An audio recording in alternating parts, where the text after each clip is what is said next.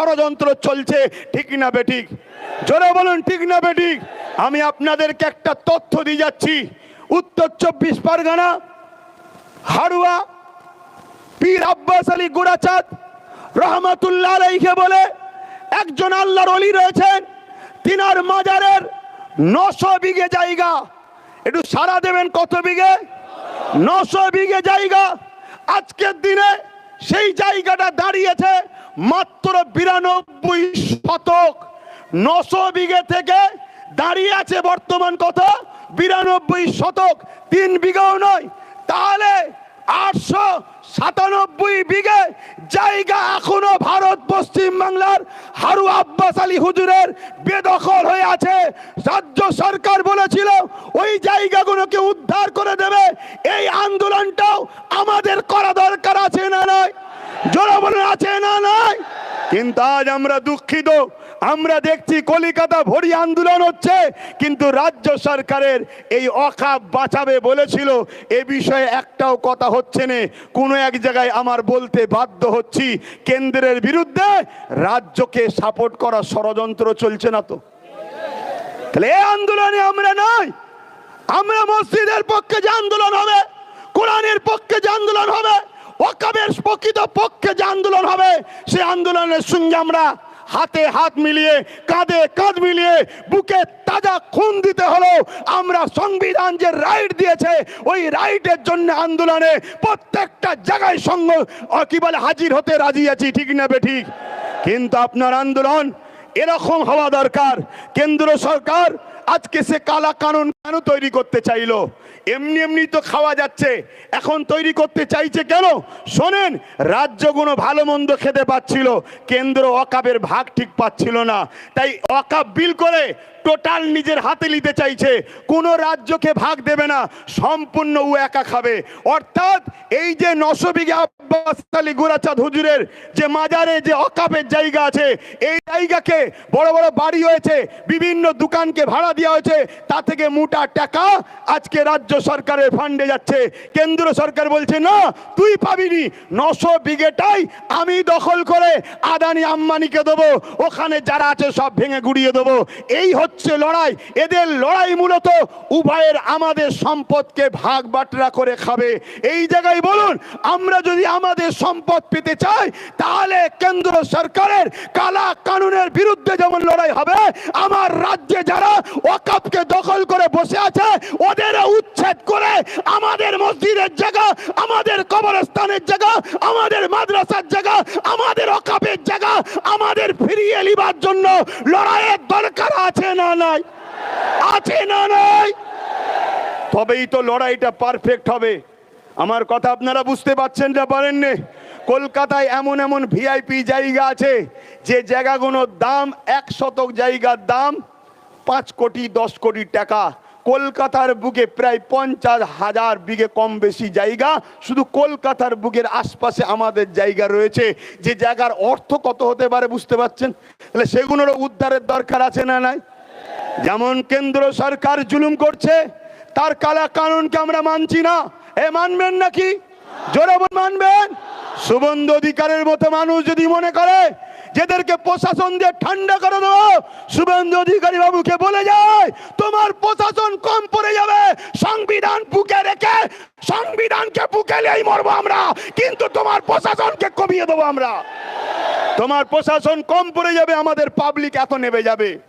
প্রশাসন কম পড়ে যাবে, আবার মিসগাইড করবেন না যিনি প্রশাসনের বিরুদ্ধে। না, আমার সংবিধান আমাকে প্রশাসনের বিরুদ্ধে লড়াই করা শিখায়নি, কিন্তু যতই প্রশাসন নামাও পাবলিক এত নামবে, তোমার গুলি তোমার প্রশাসনের সংখ্যা কমে যাবে, পাবলিকের সংখ্যাটা বেড়ে যাবে। এটাই মূলত বলার উদ্দেশ্য। কিন্তু এর পাশাপাশি এটাও বলবো, আমাদেরকে যে ধোঁকা দেওয়া হচ্ছে এই ধোঁকা থেকেও সজাগ হওয়া দরকার আছে না নাই? কথা বলুন, আছে না নাই? বন্ধুগণ শোনেন, ওয়াকাব বিলের মধ্যে মারাত্মক মারাত্মক আইন তৈরি করছে। তার মধ্যে একটা আইন করছে, কেউ যদি ওয়াকাব করে তাকে 5 বছর কমসে কম ধর্মীয় প্র্যাকটিসের মধ্যে আছে, যাকে আমাদের ভাষায় বলা হয় কামেল মুসলমান। তা কেন্দ্র সরকার কি করে বুঝবে কে কামেল মুসলমান কে নরমাল মুসলমান? তা আমাকেও তো বলতে পারে তুমি নরমাল মুসলমান, আর মোদি সার্টিফিকেট দেবে আব্বাস নরমাল মুসলমান। তো মুসলমানের এম বোঝে না, ও আমাকে সার্টিফিকেট দেবে। আব্বাস সিদ্দিকী নর্মাল মুসলমান। আপনার ইমাম যে 30 বছর, তিনি বলবেন আমি চলে গেছি, যা হয়েছে আমি সব দিয়ে দিলাম, তাকেও বলবে এ নর্মাল মুসলমান। এটা একটা ষড়যন্ত্র। এই করে বলবে যারা দান করেছে এরা মুসলমান ছিল না, এরা প্র্যাকটিসিং মুসলমান নয়, তাই এদের সম্পদ অকাপ হবে না। এইভাবে বিভিন্ন ছলে বলে কলে কৌশলে আমাদের অকাপকে লুটার ষড়যন্ত্র করছে। এই জায়গায় আমি প্রত্যেকটা মানুষকে, সচেতন মানুষকে বলবো, আপনারা ঐক্যবদ্ধ হন, সংগঠিত হন। এই আন্দোলনে আমাদেরকে কোনোভাবে পিছপা হলে হবে না।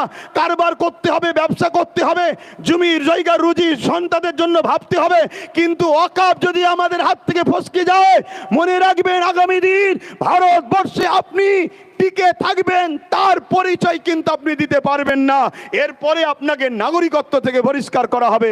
কেন, আপনার যখন এ দেশে স্বাধীনতার আগে কোনো ঐতিহাসিক মসজিদ, মাদ্রাসা, কবরস্থান নয়, তখন আপনাকে বলা হবে আপনি স্বাধীনতার পরে বাংলাদেশ থেকে এসেছেন, পাকিস্তান থেকে এসেছেন, চলুন আপনাকে ডিটেনশন ক্যাম্পে নিয়ে যাওয়া হবে। কিন্তু যতদিন আপনার এই হাজার হাজার বছরের ঐতিহ্য মসজিদ, মাদ্রাসা, ওয়াকফ রয়েছে, ততদিন শুভেন্দু অধিকারী বা তার মাথায় যারা বসে আছে, অমিত শাহ আর নরেন্দ্র দামোদর মোদী হোক, এরা হাজারো চেষ্টা করলো বাবা সাহেব আম্বেদকরের সংবিধান তোমাকে আমাকে দেশে থাকার জন্য গার্ড দেবে। তাই এরা যতই চেষ্টা করো ভারতের মুসলমানদের করে এরা কখনো ক্ষতি করতে পারবে না, পারবে না, পারবে না। কিন্তু তোমার যদি ওয়াকফকে এরা কোনোভাবে লিখে নিতে পারে, মনে রেখে দেবে তোমাদের কিন্তু সব শেষ হয়ে যাবে। একটা ছোট্ট কথা বলি, কলকাতায় একটা প্রোগ্রাম হচ্ছিল, দেখছিলাম। ওই কলকাতায় রাজ্য সরকারের একটা এমপি বক্তব্য দিচ্ছে, আপনারা দেখেছেন কি জানি না। বক্তব্য দিতে দিতে বলছে, কোনো জায়গায় যদি গুটি কত মুসলমান দাঁড়িয়ে নামাজ পড়ে বা কোনো জায়গায় থাকে, সেটা নাকি ওয়াকফ হয়ে যাবে। বলুন, এটা হিন্দু ভাইদের কাছে বা অন্য ধর্মের কাছে ঠিক মেসেজ না ভুল মেসেজ? জোরে বলুন। স্বাভাবিক অন্য ধর্মের মানুষরা কি বলবে? আরে ওরা যদি ধর্মীয় কাজ করে সঙ্গে সঙ্গে তা দখল হয়ে যাবে। তাহলে বলুন, রাজ্য সরকারের এমপি এত বড় ভুল মেসেজ দিচ্ছে, ইনাদের দ্বারা আমাদের ওয়াকফ বাঁচবে না যাবে মনে হচ্ছে? তাহলে মাথায় ঢুকান, ওয়াকফ কিভাবে হয় বলি। ধৈর্য আছে তো নাকি? কোনো ধনী ব্যক্তি, তার অনেক সম্পদ আছে, সে ভাবলো 50% সন্তানদের জন্য রাখি, 50% আল্লাহর রাহে উৎসর্গ করে দিই, যেটা হিন্দু ভাইদের দেবত্ব কি সে কি বলে জল জঙ্গল আদিবাসী ভাইদের, আরব ধর্মী ভাইদের রয়েছে। ওই উৎসর্গ যখন করবে, ওয়াকফ কমিটিকে জানাতে হবে। ওয়াকফ কমিটি এসে সার্ভে করবে, সার্ভে করে যদি দেখে এর পর্চা, এর কাগজ সবই নিজে মালিক, তারপরে সেটাকে ওয়াকফ কমিটি সেটাকে অ্যাকসেপ্ট করবে। আর ইনারা কি প্রচার করছে, রাজ্যের এমপি কি প্রচার করছে, বা এই বিজেপির এমএলএ এমপিরা এরা ভেতরে ভেতরে গোপনে গোপনেও করছে যে মুসলমান কোন জায়গায় দাঁড়ালে সে জায়গাটা মুসলমানদের হয়ে যাবে, কোন জায়গায় নামাজ পড়লে মুসলমানদের হয়ে যাবে।